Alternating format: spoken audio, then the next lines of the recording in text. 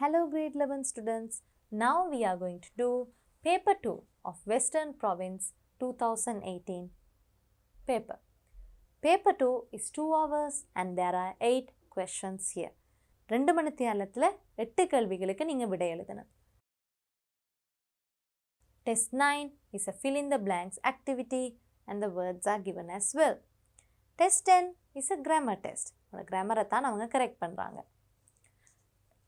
Test 11 is another fill in the blanks activity. Test 12 is fill in the blanks of a dialogue and using passive voice. இங்கே நாங்கள் passive voice பற்றி நாங்கள் ஒருக்கா revise பண்ணி ஆன்சர்ஸும் எழுதுவோம். Test 13 is a fill in the blanks activity but slightly different kind of fill in the blanks activity. Test 14 is a writing activity. We need to choose an option and write. ஆனால் நாங்கள் இங்கே practice பண்ணுறனால ரெண்டையும் practice பண்ணி பார்ப்போம். Test 15 is a reading comprehension test. இதில் நாங்கள் கொடுத்துருக்கிற பேசேஜை வாசித்து நாங்கள் ஆன்சர்ஸை சரியாக எழுதணும். Test 16 is your last test. இதில் நாங்கள் 4 ஆப்ஷன்ஸ் கொடுத்துருக்காங்க. 4ல் உண்டை நீங்கள் கேள்விக்கு பதில் எழுதணும். ஆனால் நாங்கள் இங்கே ப்ராக்டிஸ் பண்ணுறனால 4ஐயும் ப்ராக்டிஸ் பண்ணி பார்ப்போம். Now let's start writing the answers. Test 9. Select the word from the box which has a similar meaning to the phrases given within brackets and write it in the space given. There are 3 extra words. அதாவது ப்ராக்கெட்ஸில் வந்து நீங்கள் என்ன word எழுதணுமன்றதுக்கான meaning இருக்குது. அதை விளங்கி நாங்கள் words தெரிவு செய்யணும். அதே நேரம் எங்களுக்கு 3 எக்ஸ்ட்ரா வேர்ட்ஸும் இருக்குது. அதனால் கொஞ்சம் கேர்ஃபுல்லாக தெரிவு செய்யணும்.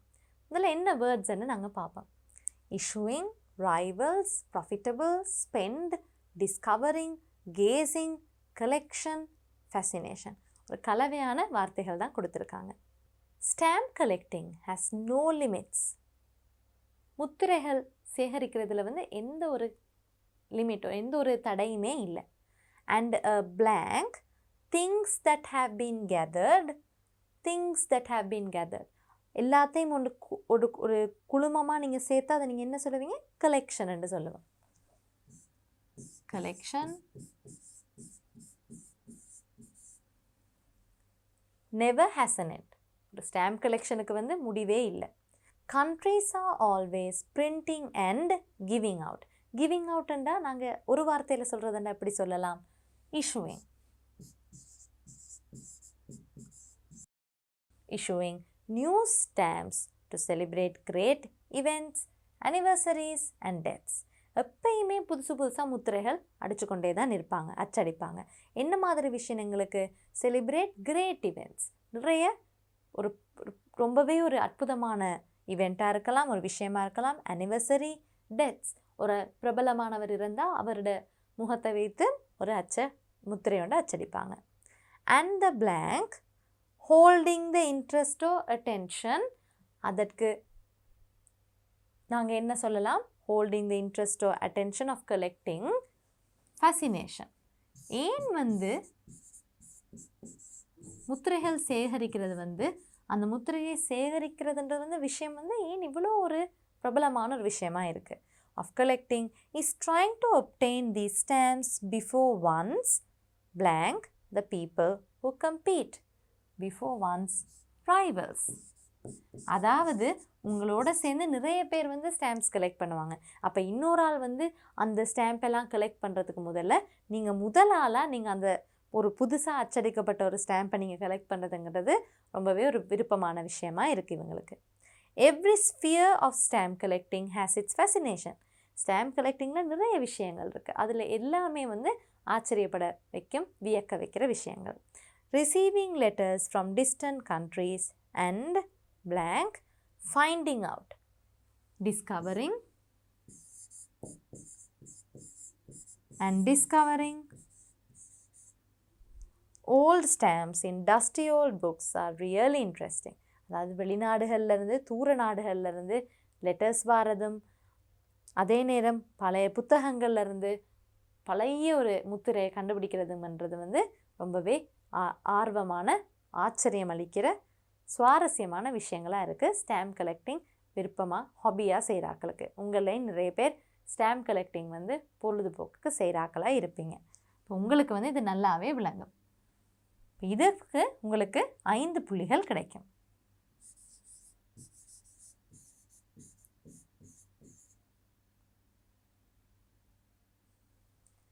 Test 10. The following paragraph has a mistake in each line. Underline the mistake and rewrite the sentence correcting the mistake. ஒவ்வொரு வசனத்திலையும் ஒரு சில பிழைகள் இருக்கு. அதை திருத்தி நாங்கள் சரியானதை எழுதணும். முதலாவது வசனத்தை பார்ப்போம். Often we are happy at the gifts we receive. பொதுவாக நாங்கள் எங்களுக்கு தர்ற பரிசுகள் வந்து எங்களுக்கு சந்தோஷத்தை தான் கொடுக்கும். இப்போ அதில் வந்து அட் தான் பிழை. அதை நாங்கள் எது பிழைன்னு நாங்கள் அண்டர்லைன் பண்ணி நாங்கள் வந்து சரியான வசனத்தையும் எழுதணும். Often we are happy with the gifts we receive. இந்த இடத்துல வந்து ப்ரொபசிஷன் பிழையாக இருக்கிறனால அதை திருத்தி எழுதணும். Perhaps the most precious gifts is the love and affection of our parents.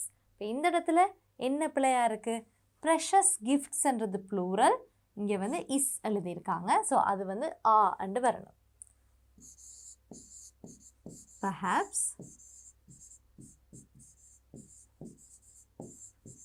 the most precious gifts are the love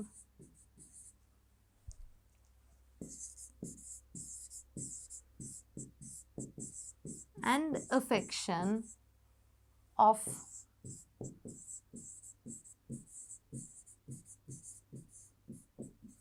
our parents. இப்போ இந்த இடத்துல வந்து இந்த ஒரு மிஸ்டேக் மட்டும்தான் இருக்குது. They give us the benefit of their knowledge and experience. இந்த இடத்துல they give us the benefit of their knowledge இல்லை. இப்போ நாங்கள் இந்த இடத்துல வந்து theirs வந்து their என்று நாங்கள் எழுதணும்.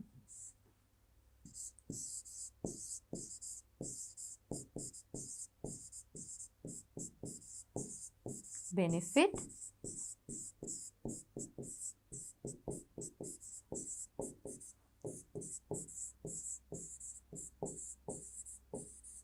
of their knowledge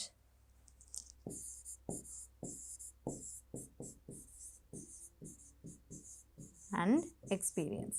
பிழையான வார்த்தையை நாங்கள் வந்து கரெக்ட் டைம் அண்டர்லைன் பண்ணி தான் நாங்கள் ரீரைட் பண்ணணும். In school, we receive a wealth of information passed after us. இந்த இடத்துல நாங்கள் என்ன மிஸ்டேக் இருக்குது? Past after us. எங்களுக்கு அளிக்கப்பட்டது. அந்த இடத்துல நாங்கள் கரெக்டான ப்ரொபசிஷனை யூஸ் பண்ணணும். ஸோ நாங்கள் எப்படி எழுதணும்? In school, we receive a wealth of information passed on to us.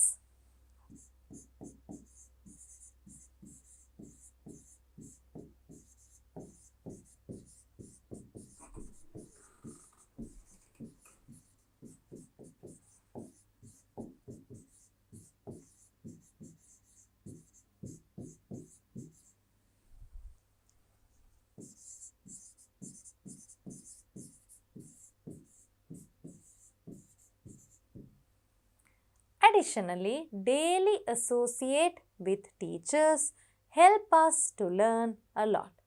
Additionally, மேலதிகமாக எங்களுக்கு என்னது? daily associate. இந்த இடத்துல நாங்கள் வந்து associateன்றது வந்து associationஆக மாறும். with teachers helps us. ஏன்னா daily associationன்றது வந்து singularன்றனால நாங்கள் இங்கே வந்து helps என்று தான் எழுதணும். helps us to learn a lot.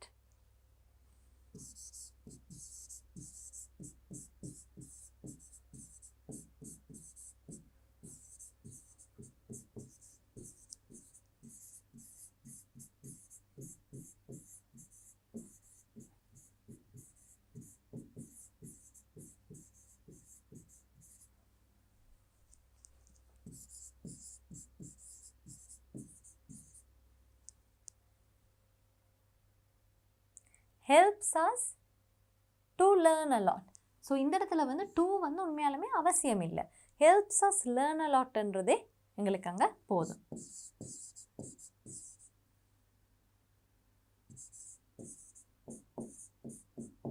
ஒரு வசனத்தில் நிறைய பிழைகள் இருக்கலாம், எல்லாம் கரெக்ட் பண்ணி எழுதணும். If we remember these gifts given to us, we could easily decide what to give in return.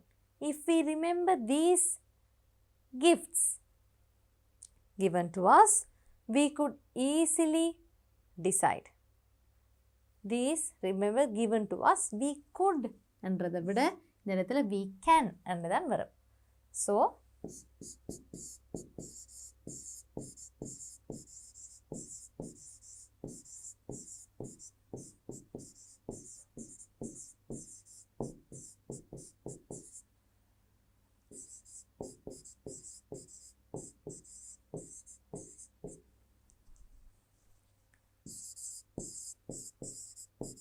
we can easily decide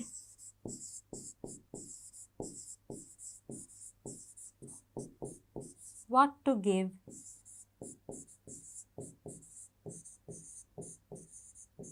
in return.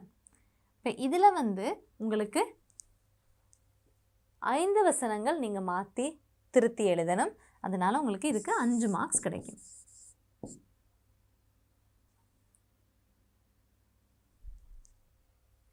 Test 11. Fill in the blanks with the words given below. There are 3 extra words. மறுபடியும் ஒரு fill in the blanks activity. என்ன words என்று பார்ப்போம். Water, this, year, and, through, intervals, measures, the, tell, cast, was, were, recorded, but, at, since, clock. நான் கலந்த ஒரு கலவையான words வார்த்தைகள் தான் கொடுத்துருக்காங்க. The word clock came into use in 14th century AD. Clock என்ற வார்த்தை 14ஆம் நூற்றாண்டிலிருந்து தான் மொழிக்கு வந்திருக்கு. The simplest way to blank the time is, ரொம்ப சுலபமாக நாங்கள் எப்படி நேரத்தை சொல்ல முடியும்? Tell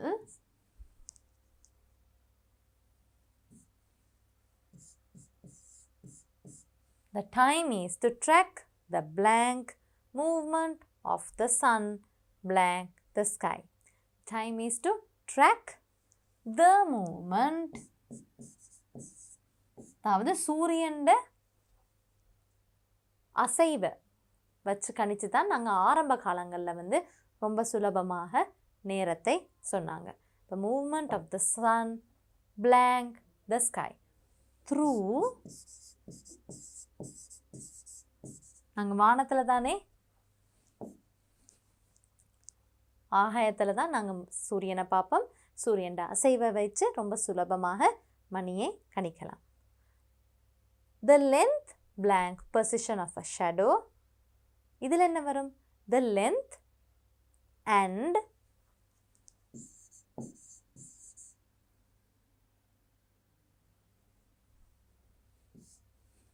நீளம் மற்றும் அந்த நிழலோட பொசிஷன் வச்சு blank by a vertical stick and cast.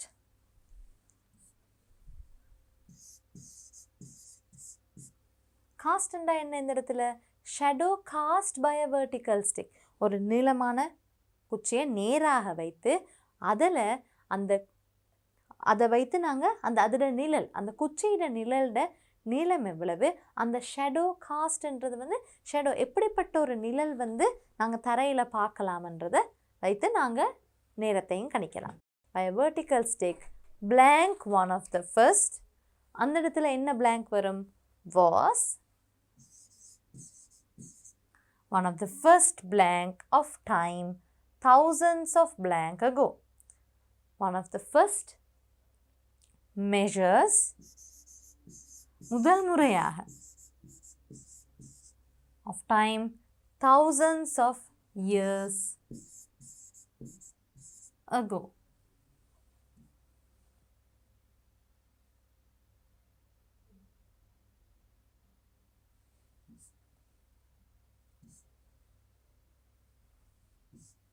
அதாவது ஆயிரக்கணக்கான ஆண்டுகளுக்கு முன்பு நாங்கள் இப்போ பாவிக்கிற மாதிரி கை கடிகாரமோ மாதிரி கை கடிகாரமாக இருக்கலாம், நீங்கள் சுவத்தில் குழுவுற மணிக்கூடாவும் இருக்கலாம். அதெல்லாம் இருந்துச்சா? இல்லை. அப்போ அவங்க எப்படி நேரத்தை கணிச்சாங்களாம்? ஒரு குச்சியை வைத்து அதன் நீளம் அது நேரம் நிழல் எப்படி இருக்குன்றதை வச்சு தான் அவங்க நேரத்தை கணிச்சிருக்காங்க. Marks were made blank the sun's shadow. அதாவது எங்க சூரியன் நிழல் விழுது. Where the sun's shadow fell and blank in a consistent manner. அதாவது சூரியன் நிழல் எங்க விழுகுது அதே நேரம் and blank and recorded.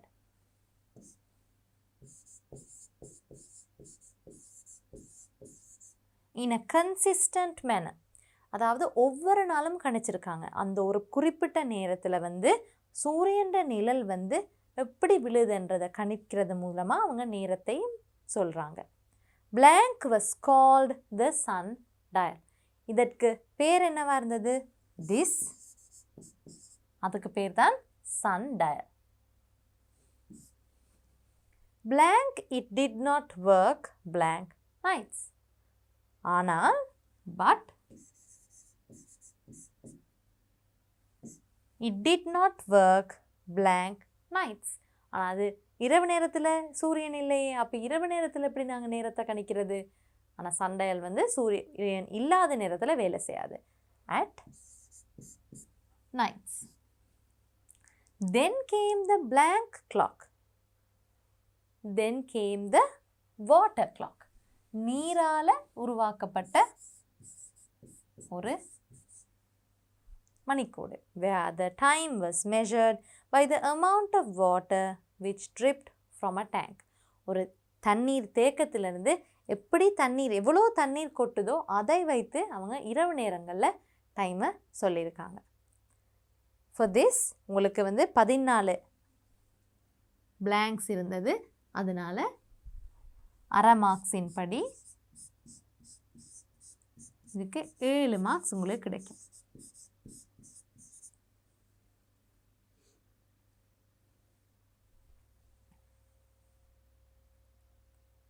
Test 12.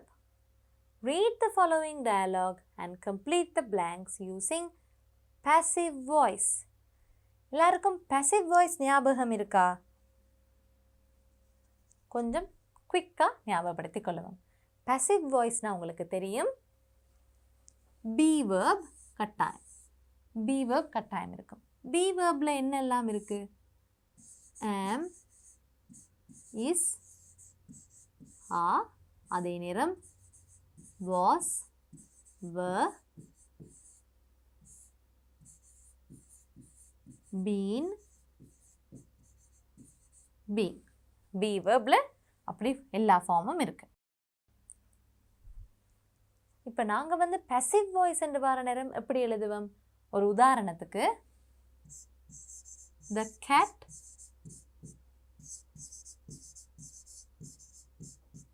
caught the rat. பூனை எலியை பிடித்ததுன்னு நாங்கள் எழுதுகிறோம். the cat. catன்றது subject, caught verb, the ratன்றது object. passive voiceல object தான் முதல்ல வரும், subject கடைசியாக வரும்.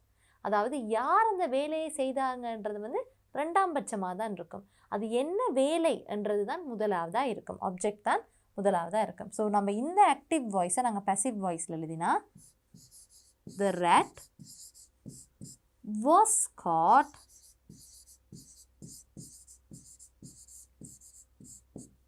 by the cat. இப்போ இதுலேருந்து எங்களுக்கு என்ன தெரியுது? be verb plus past participle. இப்போ நாங்கள் be verb சப்ஜெக்ட் வைத்து இல்லை, ஆப்ஜெக்டை வைத்து நாங்கள் டிசைட் பண்ணணும். இப்போ நாங்கள் இந்த பிளாங்க்ஸை ஃபில் பண்ணுவோம். Hello friends, am I late? Madhava கேட்குறார். நான் நேரம் பிந்தி வந்துட்டேனா? why were you late? சாசிந்து கேட்குறா. ஆமாம், நீங்கள் ஏன் லேட்டாக வாரீங்கன்னு. I have been searching for some facts about 7 wonders. ஏன் பிந்திச்சண்டா நான் 7 உலக அதிசயங்களை பற்றி ஒரு சில தகவல்களை சேமிக்க எனக்கு கொஞ்சம் நேரம் பிந்திட்டு. அப்போ துலித்த உடனே ஒரு தகவல் ஒன்று சொல்கிறார்.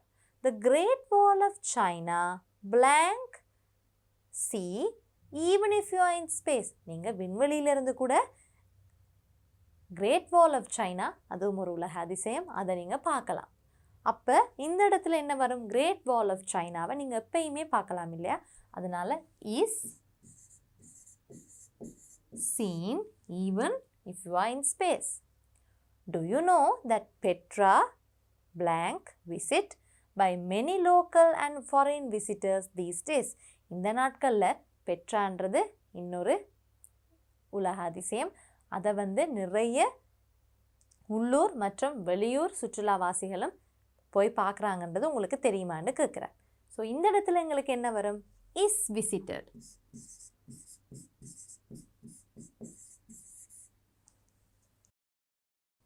Had any particular information been asked for? உங்களுக்கு எதுவும் குறிப்பிட்ட தகவல்கள் தேவையாண்டு ராஜீவ கேட்குறார். துலித்த says, Pasan blank tell about all the wonders by his grandfather. பசான், நீங்கள் சொல்லுங்க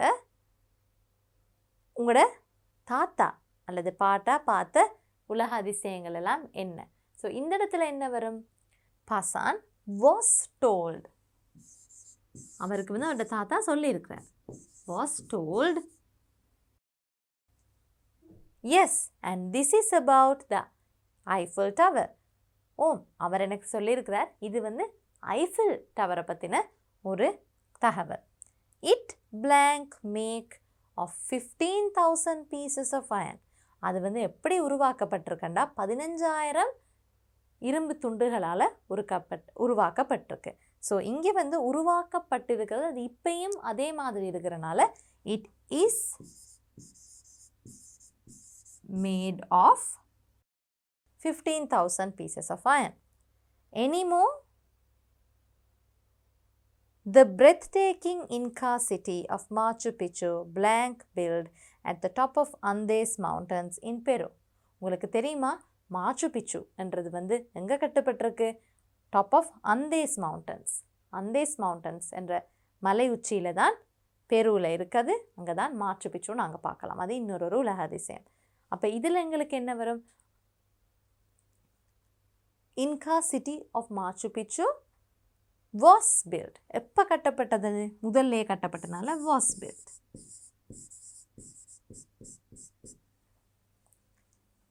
இப்போ உங்களுக்கு நான் ஒரு ரொம்பவே சுருக்கமாக passive voice ரிவைஸும் பண்ணினேன். 5க்கு 5 புள்ளிகள் கிடைக்கும்.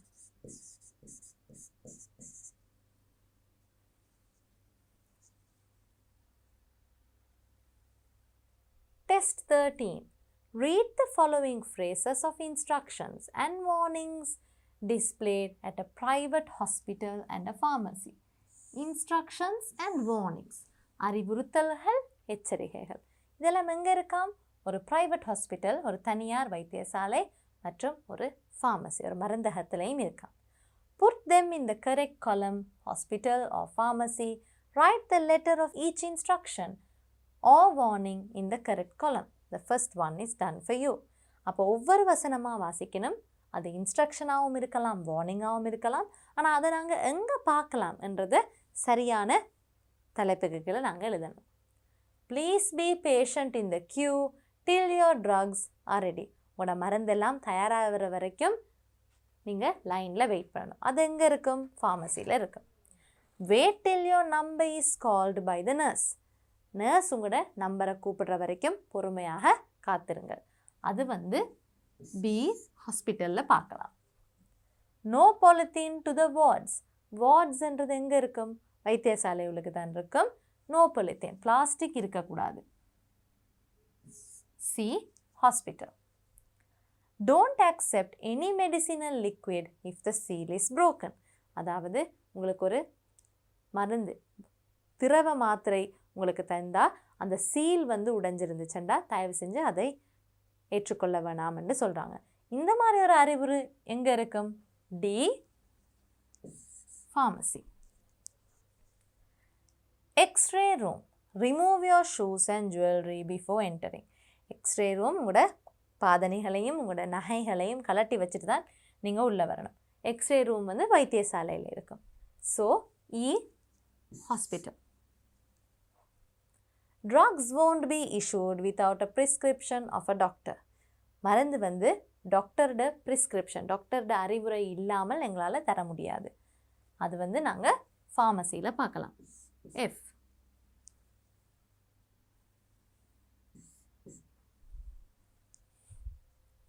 No entry for children below 3 years. ஒரு சில வைத்தியசாலைகளில் வந்து 3 வயதுக்கு குறைவான சிறுவர்களை உள்ளே கூட்டிகிட்டு வர வேண்டாம் அப்படின்னு சொல்லலாம். அப்போ அதுக்கு நாங்கள் G நாங்கள் எங்கே எழுதணும்? ஹாஸ்பிட்டலில் எழுதணும். Get the advice of the staff if you have any doubts on what you buy. வேலை செய்கிற ஆட்கள்கிட்ட இருந்து உங்களுக்கு ஏதாவது உங்களோட மருந்து வாங்குறதுல ஏதாவது உங்களுக்கு ஒரு கேள்வி இருந்தால் கட்டாயம் அதை வந்து நீங்கள் அவங்ககிட்ட கேட்கணும்னு சொல்லியிருக்காங்க. So H under pharmacy. Money won't be refunded on drugs return. நீங்கள் திரும்ப அளிக்கிற மருந்துகளுக்கு எங்களால் திருப்ப காசை கொடுக்க முடியாது. I pharmacy. Operation theater be silent. இது சத்திர சிகிச்சை இடம், அமைதியாக இருங்கள். J hospital. சத்திர சிகிச்சை அறை வந்து ஹாஸ்பிட்டலில் தான் இருக்கும். Check the expiry date of the drugs you buy. மருந்து வாங்குகிற நேரம் அதில் எக்ஸ்பைரி டேட், காலாவதி திகதியை கட்டாயம் பாருங்கள். K வந்து நாங்கள் ஃபார்மசியில் பார்க்கலாம். உங்களுக்கு இந்த டெஸ்ட்டுக்கும் உங்களுக்கு எத்தனை புள்ளிகள் கிடைக்கும்? உங்களுக்கு அரை மார்க்ஸின் படி 5 புள்ளிகள் கிடைக்கும்.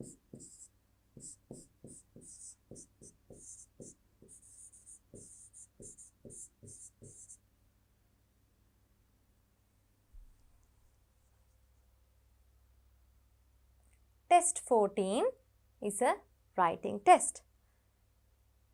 நாங்கள் இது என்னன்னு பார்க்குறதுக்கு முன்னாடி முதல்ல போய் ஒருக்கா மார்க்கிங் ஸ்கீமை பார்ப்போம். எப்படி உங்களுக்கு இதுக்கு மார்க்ஸ் கொடுக்குறாங்க இந்த ரைட்டிங் டெஸ்ட்டுக்கு? Content, language, format and organisation, mechanics of writing. இந்த 4 செக்ஷனுக்கும் கண்டென்ட்டுக்கு 3 மார்க்ஸ், லாங்குவேஜுக்கு 3 மார்க்ஸ், ஃபார்மேட் அண்ட் ஆர்கனைசேஷனுக்கு 2 மார்க்ஸ், மெக்கானிக்ஸ் ஆஃப் ரைட்டிங்ஸுக்கு 2 மார்க்ஸ், எல்லாம் சேர்த்து 10 மார்க்ஸ். இப்போ நீங்கள் ஃபார்மலோ இன்ஃபார்மல் லெட்டர் இருக்கலாம், லெட்டராக இருந்தாலும் சரி, இல்லது டேபிள், கிராஃப், சார்ட், டிஸ்கிரிப்ஷனாக இருந்தாலும் சரி, நீங்கள் எப்படி எழுதினா உங்களால் இந்த 10 மார்க்ஸையும் எடுக்க முடியும்னு பார்ப்போம். Content, all points included. All points இன்க்ளூடட்னா அவங்க கேட்டிருக்கிற எல்லா தகவல்களையும் நீங்கள் வந்து உள்ளடக்கி எழுதணும். லாங்குவேஜ், மொழி வந்து எப்படி இருக்கணும்? வெல் கனெக்டட், நன்றாக தொடர்புபட்ட, கரெக்ட் சென்டென்சஸ், ஒழுங்காக சரியாக இலக்கண பிழை இல்லாத வசனங்களாக இருக்கணும். குட் ரேஞ்ச் ஆஃப் vocabulary, சொல்வளம் மிகுந்த மொழியாக இருக்கணும். Format and organisation, well organised ideas, நன்றாக ஒழுங்குபடுத்தப்பட்ட எண்ணங்கள். கனெக்டட் மீனிங்ஃபுல் பேராகிராஃப்ஸ், ஒரு பந்திக்கும் இன்னொரு பந்திக்கும் தொடர்பு இருக்கணும். Format of an informal letter, இன்ஃபார்மலாக இருந்தாலும் சரி, ஃபார்மலாக இருந்தாலும் சரி, அதோட ஃபார்மேட்டை நீங்கள் கரெக்டாக ஃபாலோ பண்ணணும். Mechanics of writing, no spelling errors, எழுத்துப்பிழை இல்லாத, கரெக்ட் பங்க்சுவேஷன், சரியான நிறுத்தற்குறிகளோட, கிளியர் ஹேண்ட் ரைட்டிங், தெளிவான கையெழுத்தில் எழுதியிருந்தால் உங்களுக்கு 10 புள்ளிகள் கிடைக்கும். இப்போ நாங்கள் டேபிள், கிராஃப், சார்ட், டிஸ்கிரிப்ஷன் பார்த்தோம்னா கண்டென்ட், உள்ளடக்கம் எப்படி இருக்கணும்? கரெக்ட் இன்டர்பிரிட்டேஷன், கொடுத்துருக்கிற தகவலை வந்து நீங்கள் சரியாக விளங்கி கொள்ளணும். ஆல் இன்ஃபர்மேஷன் இன்க்ளூடட், எல்லா தகவலையும் இன்க்ளூட் பண்ணணும். லாங்குவேஜ் வந்து well connected, correct sentences with good range of vocabulary, letter மாதிரியே அதே விஷயந்தான். Format and organisation, well organised ideas, நன்றாக ஒழுங்குபடுத்தப்பட்ட எண்ணங்கள். Mechanics of writing, no spelling errors, correct punctuation and clear handwriting. இங்கேயும் வந்து லெட்டர் மாதிரியே ஒரே விஷயம்தான் இருக்கு. Let's look at option A. You have visited a book fair held recently in your area. உங்களோட ஏரியாவில் கிட்டடியில் நடந்த ஒரு புக் ஃபேர், அதாவது புத்தகம் விற்கிற இடம், அதாவது வருஷத்தில் ஒரு தடவையோ அல்லது 2 தடவை வந்து புக் ஃபேர்னு செய்வாங்க. இந்த நேரத்தில் வந்து உங்களுக்கு குறைந்த விலையில் நிறைய புதிய புத்தகங்கள், உங்களுக்கு கிடைக்க கஷ்டமான புத்தகங்கள் நிறைய இருக்கும். நிறைய எல்லா கடைகளும் ஒன்றாக சேர்ந்து ஒரு இடத்துல புத்தகங்கள் விற்பாங்க. இந்த நேரத்தை தான் நாங்கள் புக் ஃபேர்னு சொல்லுவோம். Write a letter to one of the managers who was at a stall asking him or her to donate some books to your school library. Donate some books. அதாவது அந்த ஸ்டாலில் வச்சுருந்த ஒரு ஸ்டால் மேனேஜரை நீங்கள் என்ன எழுதணும் கடிதம், நீங்கள் வச்சுருக்கிற புத்தகங்களில் ஒரு சிலதுகளை எங்களோட பாடசாலை நூலகத்துக்கு நன்கொடையாக அழியுங்கன்ற ஒரு ரிக்வெஸ்ட் லெட்டர் தான் நீங்கள் அனுப்ப போகிறீங்க. Use about 100 words. இதெல்லாம் இன்க்ளூட் பண்ணி எழுதணும். the number of books you expect, நீங்கள் எத்தனை புத்தகங்களை எதிர்பார்க்குறீங்க, types of books you need, எந்த மாதிரியான புத்தகங்கள் உங்களுக்கு தேவை, requirement of both Sinhala and English books. இந்த இடத்துல வந்து சிங்களமாகவும் இருக்கலாம், தமிழாகவும் இருக்கலாம், உங்களோட தாய்மொழி மற்றும் ஆங்கில புத்தகங்களையும் நீங்கள் எதிர்பார்க்குறதா எழுதணும். ஆனால் இந்த கேள்வியில் உங்களுக்கு சிங்களன்னு குறிப்பாக சொல்லியிருக்கிறனால நீங்கள் லெட்டர்லையும் வந்து சிங்கள புக்ஸ்ன்னு தான் மென்ஷன் பண்ணணும். த செக்ரட்டரி யார் எழுதியிருக்காங்க? இது வந்து ஃபார்மலாக இன்ஃபார்மல் லெட்டரா? இது ஒரு ஃபார்மல் லெட்டர்.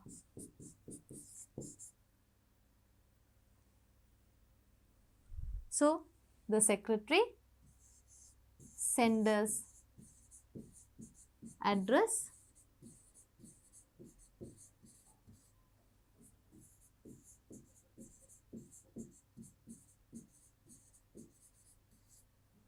date கட்டாயம் எழுதணும்.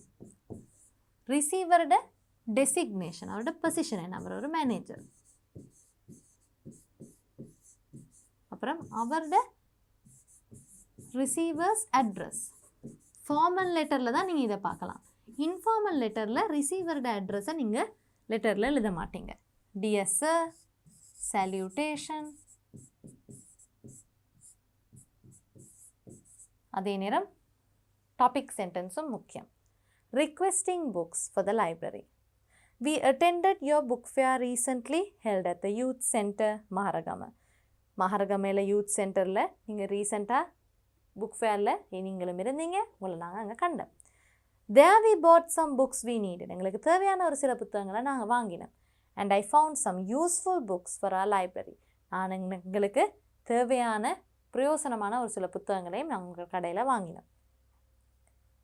As the secretary of the literary club of our school, I would like to request you to donate around 60 books for our library.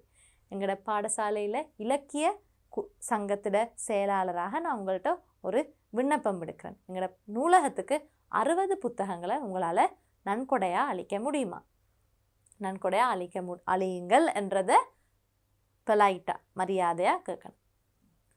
We need story books, கதை புத்தகங்கள் வேணும். And subject related books, அதே நேரம் பாட சம்மந்தப்பட்ட புத்தகங்களும் எங்களுக்கு தேவை. For junior and intermediate level students. ஜூனியர்ண்டா ப்ரைமரி ஸ்கூல் பிள்ளைகளுக்கும் தேவை. அதே நேரம் இன்டர்மீடியட் லெவல் அப்படின்டா என்ன, மிடில் ஸ்கூல் கிரேட் தரம் 6லிருந்து 9 வரையான மாணவர்களும் இன்டர்மீடியட் தான். அதே நேரம் 10-11 மாணவர்களும் இன்டர்மீடியட் லெவலில் தான் வருவாங்க. It would be much appreciated if you could donate both Sinhala and English books. The principal's letter of consent is attached herewith. அதாவது நீங்கள் பாடசாலை சார்பாக நன்கொடை கேட்குற நேரம் கட்டாயம் உங்களுக்கு பிரின்சிபல்ட அனுமதி, கன்சென்ட் லெட்டர் ஒன்று கட்டாயம் தேவை. We await a favorable reply. நீங்கள் சரி என்று சொல்லுவீங்கன்னு நம்புகிறேன். Yours faithfully blank Sandeep silver. உங்களோட பேர் எதுவும் எழுதலாம். இதில் உங்களுக்கு 10 புள்ளிகள் கிடைக்கும். ஃபார்மேட் வந்து பார்க்க இப்படி இருக்கணும். கட்டாயம் ரிசீவர்ட அட்ரஸும் இருக்கணும். The following chart shows the number of students who planted the following vegetables in their home gardens for consumption. அதாவது அவங்க சாப்பிட்றதுக்காக நட்ட மரக்கறிகளை தான் இங்கே எங்களுக்கு சார்ட்டில் கொடுத்துருக்காங்க. Study the chart and write a description about it. The following words will help you. Use about 100 words. 100 வார்த்தைகளுக்கு குறையாமல் இந்த வார்த்தைகளையும் யூஸ் பண்ணி நாங்கள் எழுதணும். Highest, least, almost, equal, lower than, higher than, most interested, less interested. என்ன மாதிரியான மரக்கறிகளை நட்டிருக்காங்க? Beans, carrots, beetroot, cabbage, cabbage அண்டா கோவா, டொமேட்டோஸ், தக்காளி, பொட்டேட்டோஸ், கிழங்கு. இதில் பார்க்கவே உங்களுக்கு தெரிஞ்சிருக்கும், டொமேட்டோஸ் தக்காளி தான் அதிகமாக நட்டிருக்காங்க, பொட்டேட்டோஸ் தான் ஆக குறைவாக நட்டிருக்காங்க. இப்போ நாங்கள் டிஸ்கிரிப்ஷனை வாசித்து பார்ப்போம். The above table or chart shows the number of students who planted vegetables in their home gardens for consumption. எப்பயுமே சார்ட் அண்டு வர நேரம் அல்லது ஒரு டேபிளாக இருக்கலாம், அதை டிஸ்கிரைப் பண்ணுறது, அதை எப்படி விவரிக்கலாம்? நீங்கள் கேள்வியிலேருந்தே எடுத்து விவரிக்கலாம். The highest number of students, which is 12, grows tomatoes, whereas அதிகமான மாணவர்கள் எதை வளர்க்குறாங்க? தக்காளி. Whereas the least number of students grow potatoes. கிழங்கு தான் மிக மிக குறைவான அளவு மாணவர்கள். An equal number of students grow carrots and cabbage in their home gardens. சமமான அளவில் கேரட்டும் கேபேஜும் வளர்க்குறாங்க. And that number is 7. 7 மாணவர்கள். The number of students who grows beans is higher than the number who grows carrots. Higher than. அதாவது beans வளர்க்குற மாணவர்கள் வந்து carrot வளர்க்குற மாணவர்களை விட அதிகமாக இருக்காங்க. grows carrots and cabbage. Carrot மட்டும் இல்லை, கோவாவும் சேர்த்து. The number of students who grows beetroot is 5 and that number is lower than the number who grows carrots and cabbage. இப்போ நாங்கள் பீட்ரூட் எடுத்துக்கொண்டால் 5 மாணவர்கள் பீட்ரூட் தாவரம் மரக்கறி வளர்க்குறாங்க. அந்த நம்பர் வந்து எதை விட குறைவாக இருக்காம்? கேரட்டும் கேபேஜும் வளர்க்குற மாணவர்களை விட பீட்ரூட் வளர்க்குறார்கள் குறைவு. Overall many students are involved in home gardening.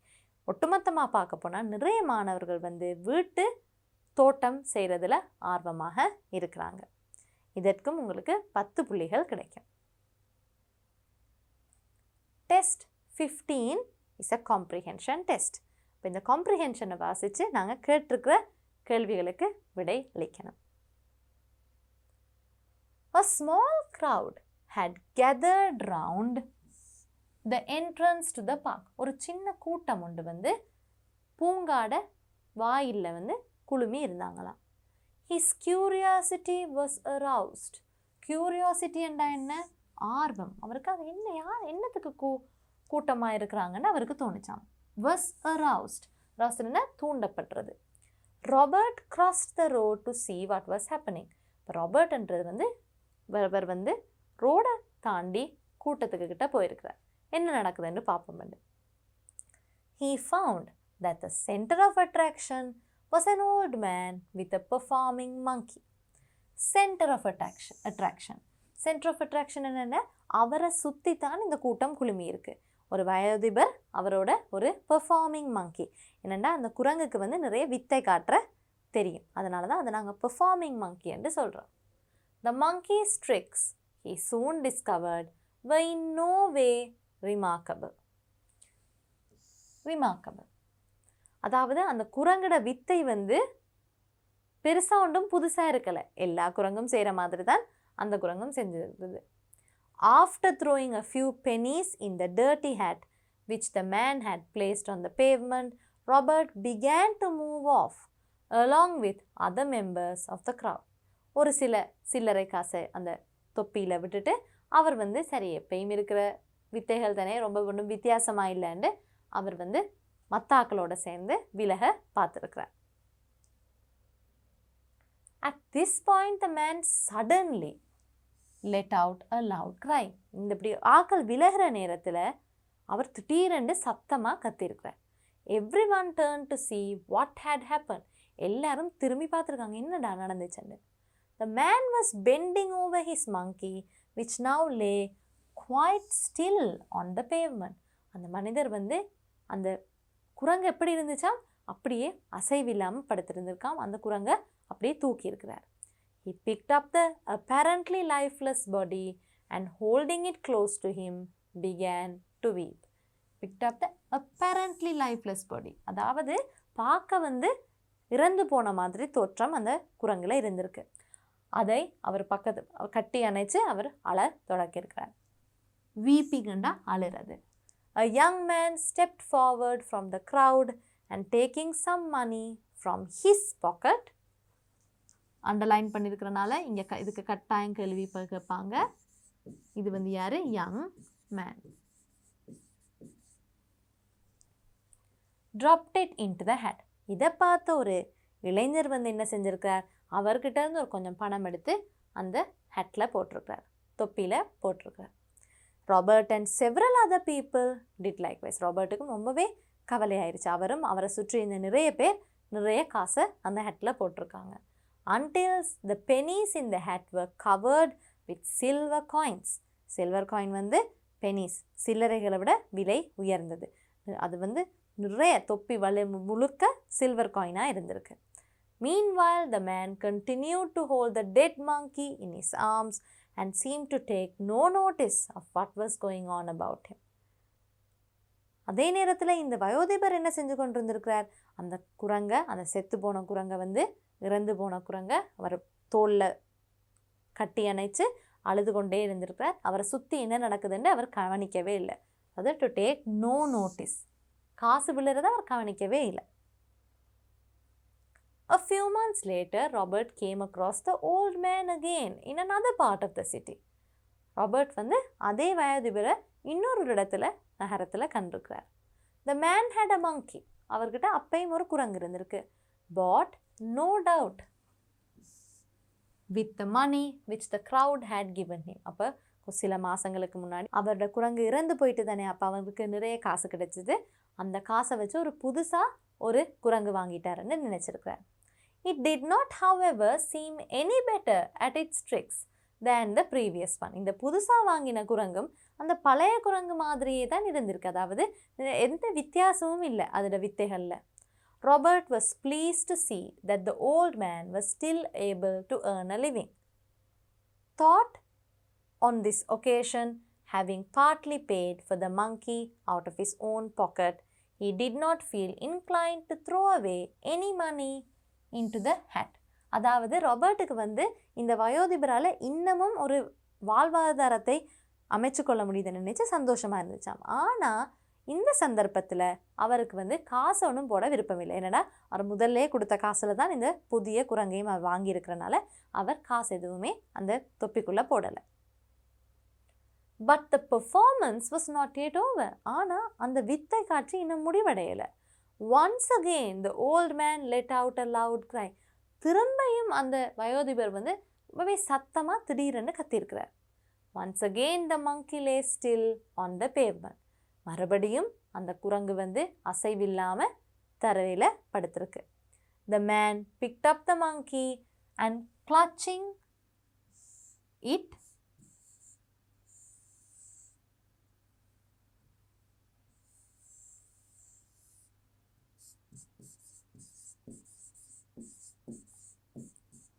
அப்போ அந்த குரங்கை வந்து அவர் கட்டி பிடிச்சு என்ன செஞ்சுருக்கார்?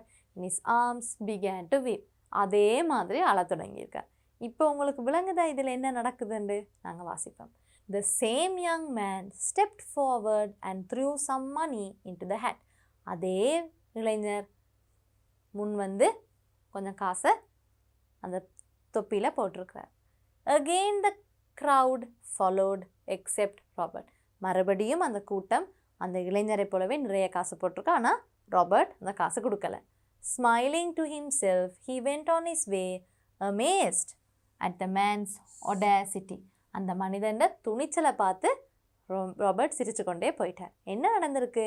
இந்த வயோதிபர் அந்த குரங்கை வைத்து அவரோட பெர்ஃபார்மன்ஸ் எதில் இருக்குது? அந்த குரங்கு வந்து இறந்து போன மாதிரி, செத்து போன மாதிரி நடிக்குமா. அதை வைத்து தான் அவர் நிறைய காசு சம்பாதிக்கிறார். அந்த குரங்கோட வித்தைக்கு யாருமே காசு அளிக்கிறது இல்லை. அதனால் அந்த குரங்கு வந்து இறந்து போன மாதிரி நடிக்கிறாரு. அதே நேரம் அந்த கூட்டம் வந்து அதிக காசு கொடுக்கணும்ன்றனால அந்த இளைஞரும் அந்த வயோதிபரும் வந்து சேர்ந்து தான் வேலை செய்கிறாங்க. அதனால் அந்த இளைஞர் முன் வந்து தனக்கு கவலையாக இருக்குன்ற மாதிரி காட்டிக்கொள்கிறதுக்கு காசை போடுவார். அவரை பார்த்து எல்லாரும் கூட்டமே காசு போடுமா. அதனால் இந்த வித்தையை ராபர்ட்டுக்கு முதல்ல தெரியுமென்றனால அவர் மறுபடி காசு அளிக்காமல் சிரிச்சு கொண்டே இடத்தை விட்டு போயிட்டார். Now let's answer the questions. Read the text and answer the questions. Select the most suitable answer and underline it. A small crowd had gathered at the entrance to see what was happening, to see the performing monkey, to throw a few pennies in the hat. ஒரு சின்ன கூட்டம் வந்து வாயில்ல கூடி இருந்ததாம். என்னத்துக்கு? to see what was happening. எதையோ பார்க்கவா? to see the performing monkey. வித்தை காட்டுற குரங்க பார்க்கறதுக்காக தான் கூடி இருந்தாங்க.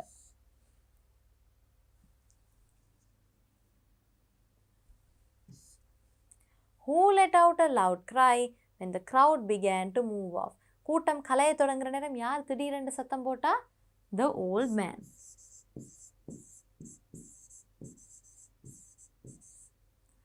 What lay quite still on the pavement? எது வந்து அசைவில்லாம தரையில படுத்திருந்ததாம்? The monkey.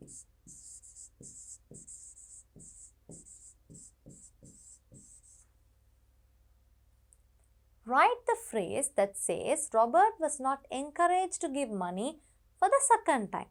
ரெண்டாவது தடவையா ராபர்ட் வந்து காசு கொடுக்க அவருக்கு விருப்பம் இருக்கல. ஏன்? என்ன phrase அதுல வந்தது? He did not feel inclined to throw any money into the hat. அப்படின்னு நாங்கள் ஒரு வசனம் வாசிச்சோம்.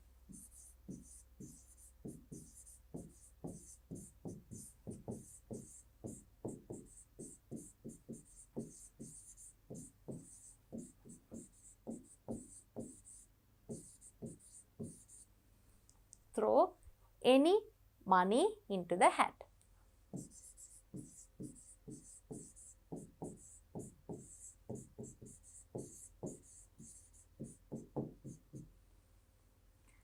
Select a word from the passage to complete the sentence. பேசேஜிலேருந்து ஒரு வார்த்தை எடுத்து தான் இந்த வசனத்தை அவங்க கம்ப்ளீட் பண்ணணும். Robert was blank at the man's audacity. அந்த மனிதனோட துணிச்சலை பார்த்து ராபர்ட் என்ன செஞ்சார்? அவருக்கு வந்து ரொம்பவே ஆச்சரியமாக இருந்தது. Was amazed.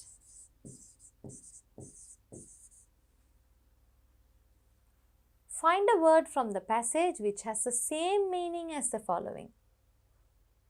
ஒத்த கருத்து சொல்ல நாங்கள் எழுதணும். Found out. Found out என்றா கண்டுபிடிக்கிறது. Discovered. Gathering என்றா ஒரு கூட்டம். அதனால நாங்கள் இங்கே crowd என்று எழுதலாம். What do the following word in the passage refer to? His, the young man,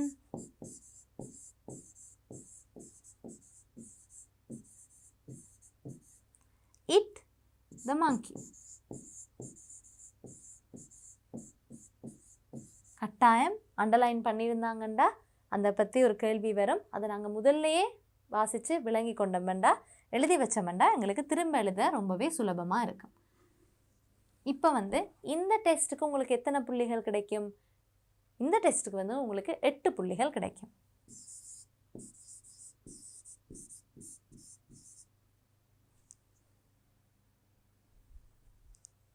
Test 16 is a writing test. Write on one of the following, use about 200 words. 200 வார்த்தைகளுக்கு குறையாமல் நீங்கள் இந்த 4ல் ஏதாவது ஒன்றை தெரிவு செய்து எழுதினா எக்ஸாமில் காணும். ஆனால் நாங்கள் ப்ராக்டிஸ் பண்ணுறனால 4ஐயும் நாங்கள் ப்ராக்டிஸ் பண்ணணும். அதற்கு முதல்ல நாங்கள் எப்படி இதுக்கு மார்க்ஸ் கொடுக்குறாங்கன்னு நாங்கள் பார்ப்போம். கண்டென்ட் உள்ளடக்கம் வந்து 5 புள்ளிகள், லாங்குவேஜ் மொழி 5 புள்ளிகள், ஃபார்மேட் அண்ட் ஆர்கனைசேஷன் எப்படி ஒழுங்குபடுத்தி இருக்கீங்க அதுக்கு 2 புள்ளிகள், மெக்கானிக்ஸ் ஆஃப் ரைட்டிங் எப்படி எழுதியிருக்கீங்க அதுக்கு 3. எல்லாம் சேர்த்து உங்களுக்கு இதுக்கு 15 மார்க்ஸ் கிடைக்குது. In general what do they refer to? Content, language, format of and organisation, mechanics of writing. இப்படி என்ன? கண்டென்ட் ஃபேக்ட்ஸ் தரவுகள், கிளியர் டிஸ்கிரிப்ஷன் ஆஃப் பாயிண்ட்ஸ் தெளிவான விபரம் இருக்கணும், ரிக்வயர்ட் லென்த் 200 வார்த்தைகளுக்கு குறையாமல் எழுதியிருக்கணும். கதையண்டா எப்படி இருக்கணும்? Beginning and an end, complete and meaningful தொடக்கமும் முடிவும் இருக்கணும், முழுமையானதாக இருக்கணும், அர்த்தமுள்ளதாக இருக்கணும். லாங்குவேஜ் மொழி எப்படி இருக்கணும்? வெல் கனெக்டட் சென்டென்சஸ் நன்றாக தொடர்புபடுத்தப்பட்ட வசனங்கள், குட் ரேஞ்ச் ஆஃப் vocabulary சொல் வளம், ஸ்டைல் ஆஃப் லாங்குவேஜ் பொருத்தமான ஸ்டைலில் நீங்கள் எழுதியிருக்கணும், உரைநடை இருக்கணும். அதாவது ஒரு ஆர்டிக்கல், எஸ்ஸே, ஸ்பீச், ஸ்டோரி அதற்கு ஏற்றா போல் நீங்கள் உரைநடை இருக்கணும். Format and organisation, well organised ideas, நன்றாக ஒழுங்கு செய்யப்பட்ட எண்ணங்கள், கனெக்டட் மீனிங்ஃபுல் பேராகிராஃப்ஸ், ஒவ்வொரு பந்திக்குள்ளேயும் நாங்கள் தொடர்புகள் இருக்கணும். Mechanics of writing, correct spelling, சரியான எழுத்து பிழை இல்லாமல் நீங்கள் எழுதியிருக்கணும். கரெக்ட் பங்க்சுவேஷன், நிறுத்தற்குறியீடு எல்லாம் சரியாக எழுதியிருக்கணும். கிளியர் ஹேண்ட் ரைட்டிங், தெளிவான கையெழுத்து இருக்கணும். இதெல்லாம் நீங்கள் சரிவர செஞ்சீங்கன்னா உங்களுக்கு 15 புள்ளிகள் கிடைக்கும். Let's look at the first option. An article to the monthly newspaper of your school on the following topic. உங்களோட பாடசாலையில் இருக்கிற மாதத்துக்கு வெளிவார ஒரு செய்தித்தாள், அதில் தான் நீங்கள் இந்த ஆர்டிக்கல் எழுதி அனுப்ப போகிறீங்க. Endemic animals, birds and trees in Sri Lanka. அதாவது இலங்கைக்கே உரித்தான மிருகங்கள், பறவைகள், தாவரங்களை பற்றி நீங்கள் எழுதி அனுப்ப போகிறீங்க. You may include the following.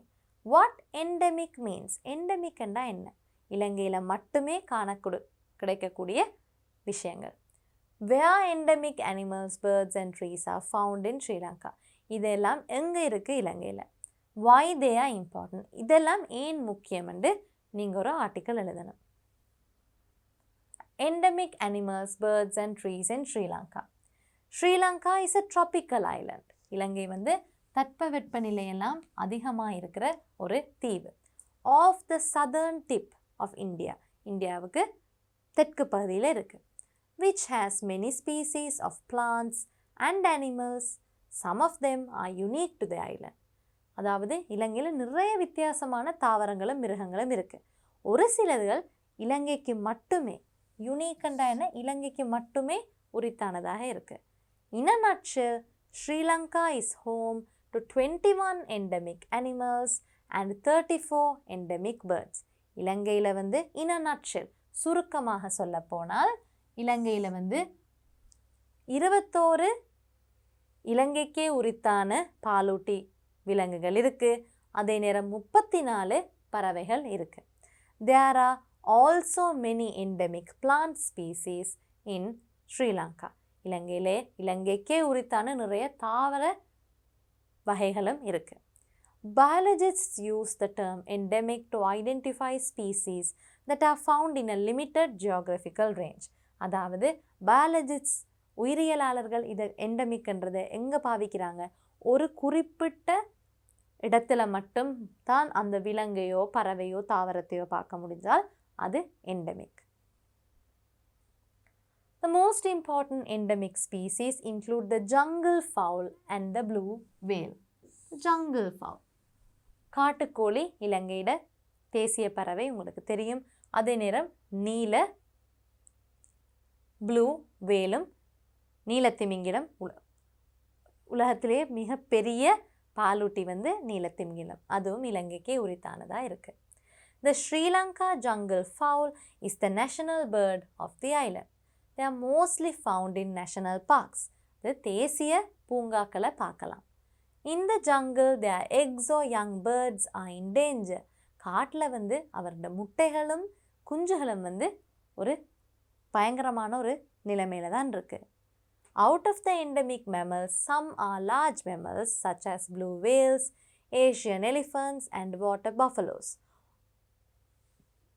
இலங்கைக்கே உரித்தான பாலூட்டிகள் என்று வர நேரம் அதில் பெரிய பாலூட்டிகளும் இருக்குது.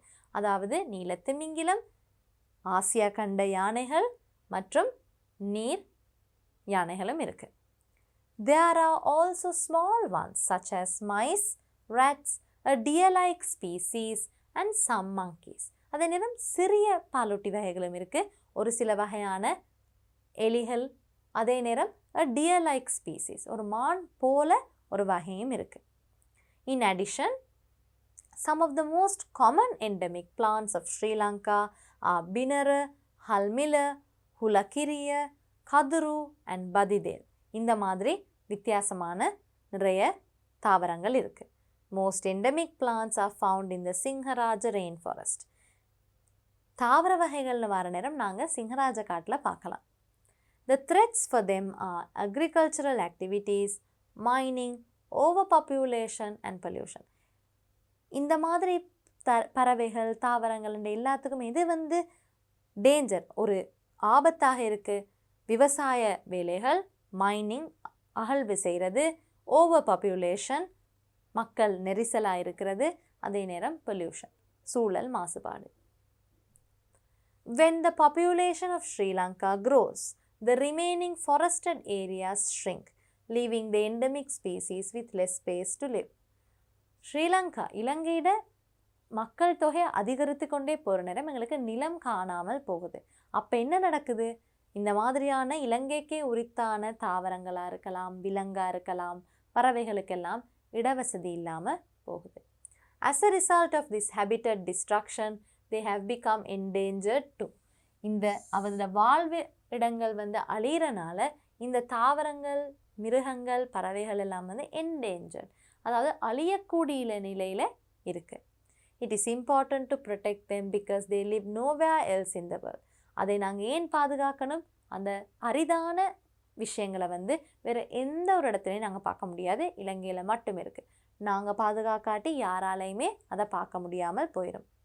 Therefore, steps have to be taken for these species to have more areas of habitat. அதனால் இந்த வகையான தாவரங்கள், விலங்குகள், பறவைகள் வாழ்கிறதுக்கு நிறைய இடம் தேவை.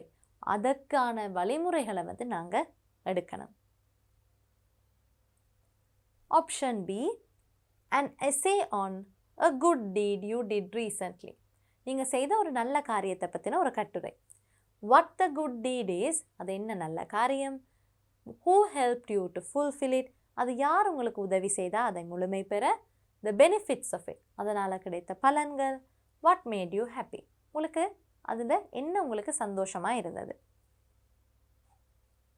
A good deed. The smallest good deed is better than the grandest intention. Anonymous.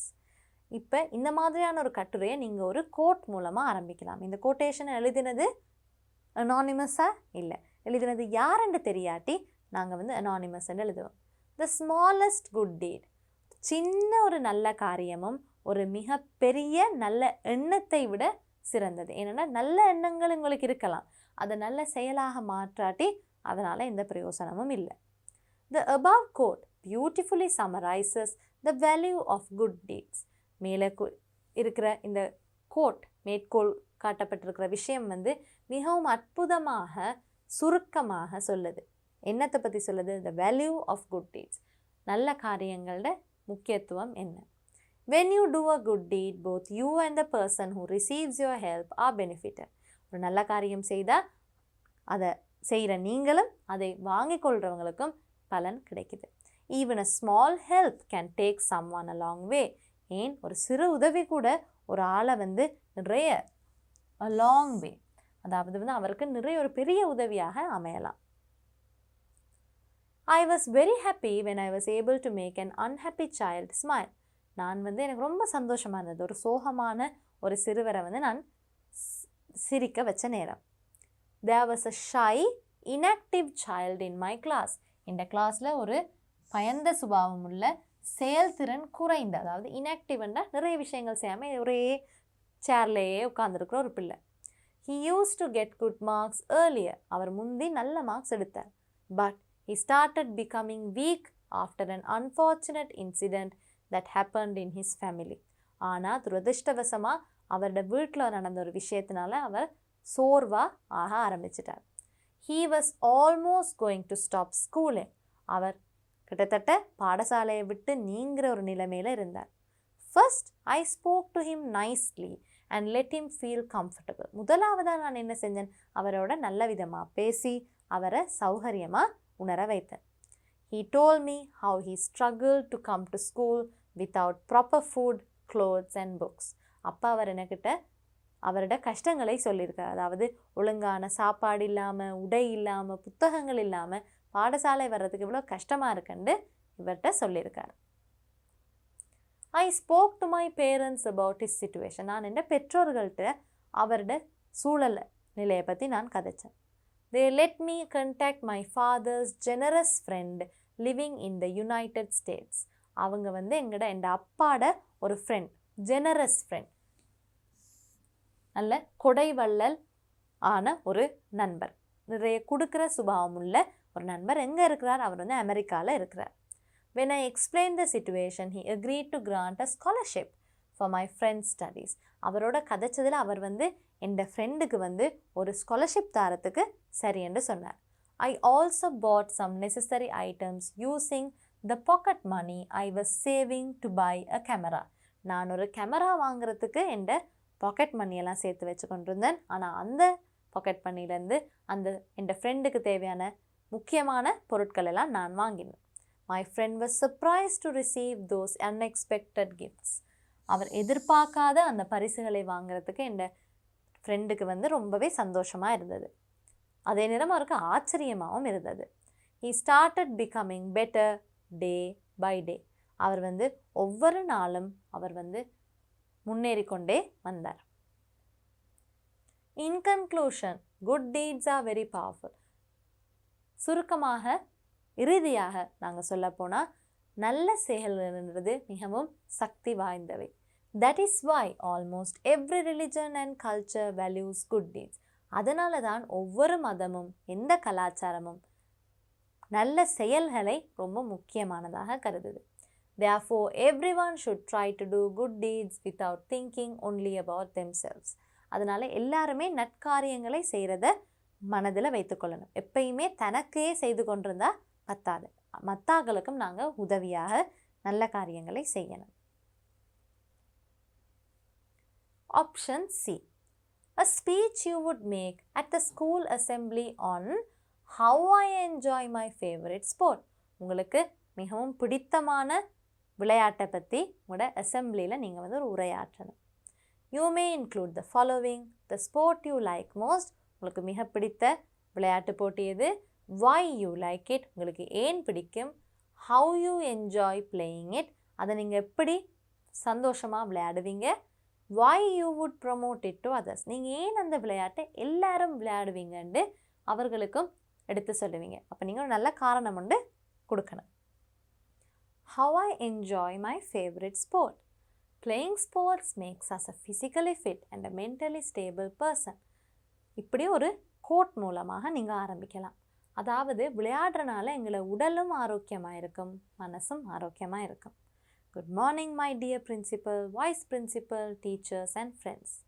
Today, I am here to deliver a speech about how I enjoy my favorite sport.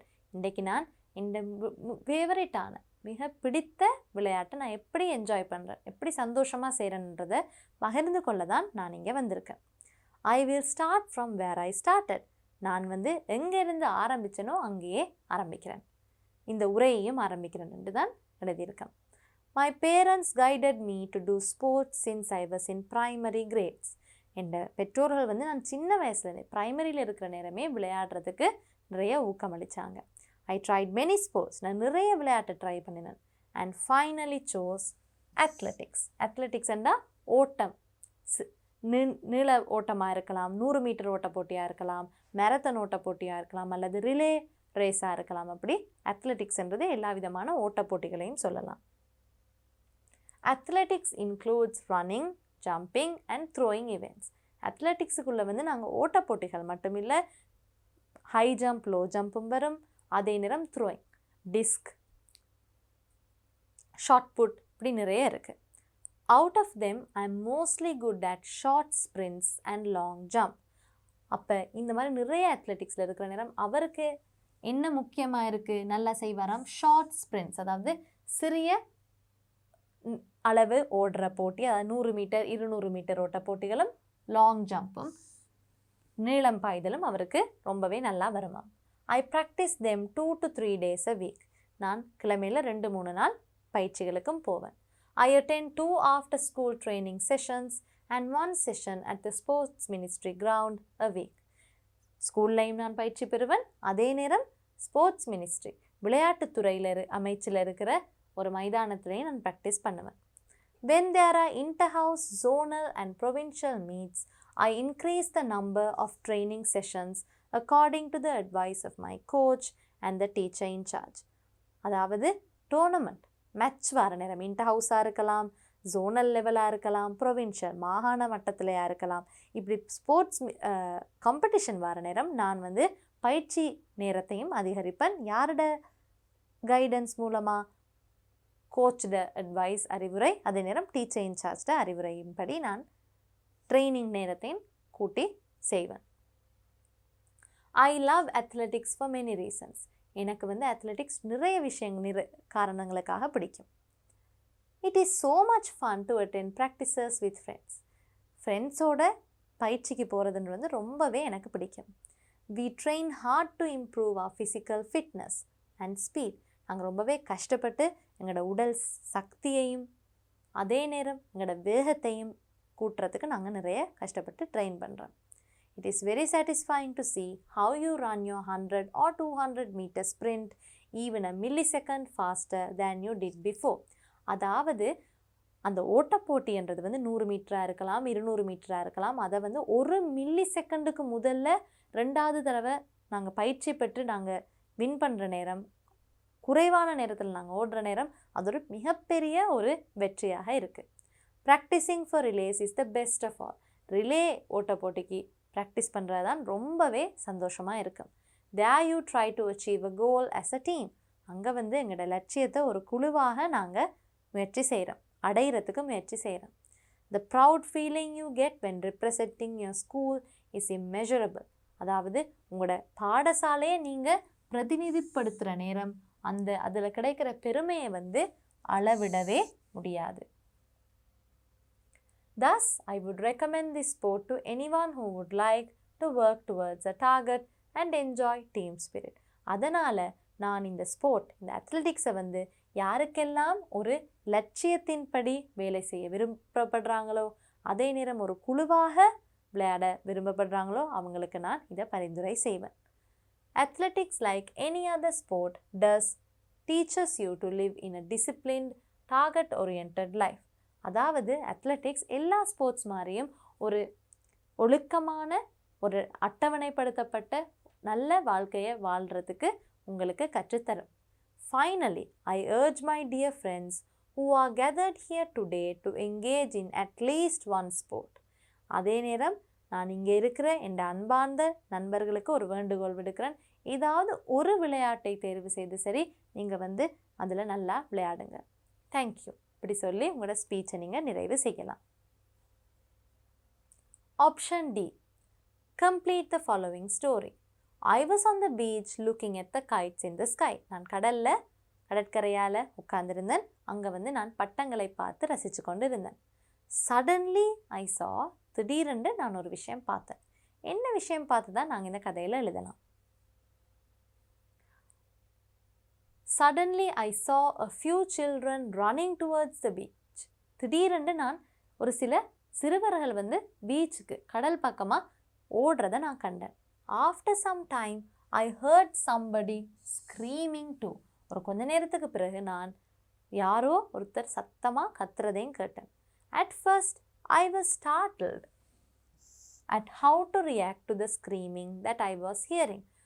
திடீரென்று கேட்டோன்னே எனக்கு திடுக்கிட்டது. ஏன்னா எனக்கு அதுக்கு எப்படி நான் வந்து ரியாக்ட் பண்ணணுமென்று எனக்கு தெரியலை, நான் என்ன செய்யணுமென்று எனக்கு தெரியலை. I too started running toward the sea and I saw a girl of around 13 years old was sobbing. நான் வந்து ஒரு 13 வயசு அளவில் இருக்கிற ஒரு பிள்ளையை வந்து நான் கண்டேன். அவள் வந்து அழுது கொண்டிருந்தான். sobbingண்டா அழுறது. After a while I realized what had happened. நான் வந்து அதுக்கு பிறகுதான் எனக்கு விளங்கிச்சு என்ன நடந்ததுண்டு. Her little brother had walked into the sea while she was flying a kite. அவட சின்ன தம்பி வந்து என்ன செஞ்சிருக்கிறார், கடலுக்குள்ளே அப்படியே நடந்திருக்கார். இவ பட்டம் விட்டு கொண்டு இருந்த நேரம். They lived close to the beach, so they were not accompanied by an adult, according to her friend. அவங்க வந்து கடற்கரையோரமாக வாழ்கிறனால அவங்களோட ஒரு பெரிய ஒருத்தர் இருக்கலை. அடால்ட்னா வயது மூத்த யாருமே இருக்கலை. இதை யார் சொல்லியிருக்கா? According to her friend. அந்த சிறுமியோட ஃப்ரெண்ட் நண்பி தான் சொல்லியிருக்காங்க. In the meantime, I saw 2 older boys swimming into the sea. அதே நேரம் நான் 2 கொஞ்சம் வயசு கூடின 2 ஆண்கள் வந்து பாய்ஸ், சிறுவர்கள் வந்து கடலுக்குள்ளே ஸ்விம் பண்ணுறதை நான் பார்த்தேன். They were trying to save the small child within a few minutes. அவங்க வந்து அந்த சிறிய பிள்ளையை வந்து காப்பாற்றுறதுக்கு அவங்க முயற்சி செஞ்சு கொண்டிருந்தாங்க. I suddenly felt that I should react fast too. நான் உடனே நினைச்சேன், நான் வந்து கட்டாயம் இதுக்கு ஏதாவது செய்யணும். I quickly grabbed a phone from a man who was just staring bewildered at the sea and dialed the emergency number. அப்போ ஒருத்தர் வந்து என்ன செஞ்சு கொண்டு இருந்திருக்கார்? ஸ்டேரிங் பிவில்டர்ட். அவர் வந்து என்ன நடக்குது, என்ன செய்யணுமென்று தெரியாமல் அவர் வந்து கடலை பார்த்து கொண்டு நின்றுருக்கிறார். அவர்கிட்ட இருந்து ஃபோனை வாங்கி நான் வந்து அவசர எண்ணுக்கு அழைப்பு விடுத்தேன். I was ready to give artificial breathing once the child is saved. அந்த பிள்ளையை வந்து காப்பாற்றி கரையோரத்துக்கு கொண்டு வந்த பிறகு அவருக்கு செயற்கை வழியாக நான் மூச்சு அளிக்கவும் நான் தயாராக இருந்தேன். In no time the two boys brought the child to the beach. In no time, அதாவது ரொம்பவே சீக்கிரமாக அந்த பிள்ளையை காப்பாற்றி கடற்கரையோரத்துக்கு கொண்டு வந்துட்டாங்க. He was motionless. அவர் வந்து அசைவில்லாமல் இருந்திருக்கிறார். I recalled all that was taught at the first aid program of the scouting camp. நான் ஸ்கவுட்டிங்கில் படித்த எல்லா முதலுதவி சேவைகளையும் நான் ஞாபகப்படுத்தி கொண்டேன். I did my best and it was successful. நான் என்னால் முடிஞ்ச எல்லாத்தையும் செஞ்சேன், அது வெற்றிகரமாக அமைந்தது. The child started breathing. அந்த சிறுவன் வந்து மறுபடி மூச்செடுக்க ஆரம்பிச்சிட்டான். Everyone was supportive. எல்லாரும் வந்து ரொம்ப சப்போர்ட்டிவாக நிறைய வந்து அவருக்கு சப்போர்ட் பண்ணியிருக்காங்க. After a few minutes, I heard the siren of the ambulance. ஒரு சில நிமிஷங்களுக்கு பிறகு நான் ஒரு ஆம்புலன்ஸில் சத்தத்தையும் எனக்கு கேட்டுச்சு. It was a great relief. அந்த சத்தத்தை கேட்ட பிறகு தான் அவருக்கு உயிரே திரும்பி வந்திருக்கு. ஏனெண்டா ஆம்புலன்ஸ் மூலமாக இந்த சிறுவனை கட்டாயம் ஒரு வைத்தியசாலைக்கு கொண்டு போய் அவருக்கு மேலதிக எதுவும் தேவை இருக்கா, எதுவும் பிரச்சனை இருக்கான்னு கட்டாயம் செக் பண்ணணும். Now we have completed all the tests in paper 2 as well.